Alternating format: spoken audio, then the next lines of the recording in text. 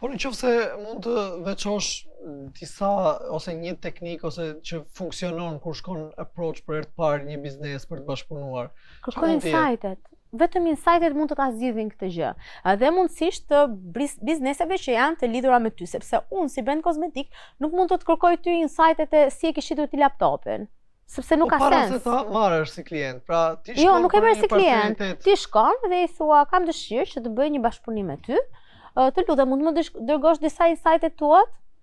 Është kaq e thjeshtë dhe çdo influencer të dërgon, sepse nuk është. Jo si influenceri të shkon te biznesi.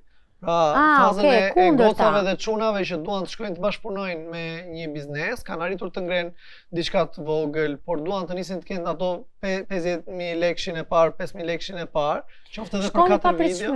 Do të thënë nëse shkon pa pritshmëri dhe nuk vendos ti standardet i pari, kur ti e di që ti nuk je on topin tënd, ti do të shkosh atje, shkon me pa pritshmëri. Unë këtë gjë kam bërë. Unë nuk kam kërkuar 50.000 lekë në fillimet e mia.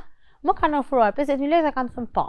Do thënë, thënia po, mendoj që është më e mira që mund të merrni nga një biznes për t'ju testuar dhe më pas kjo gjë është e dyanshme. Domethënë e shikoj këtë gjë edhe te biznesi, po edhe tek njerëzit që kanë frikë, hezitojnë. Nuk keni për çfarë hezitoni, se nuk do humni asgjë, maksimumi nuk do ndodhi.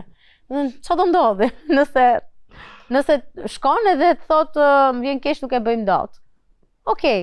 Po, është kjo pjesa e egos, pra, që po nuk jemi për biznes këtu, nuk jemi për ego.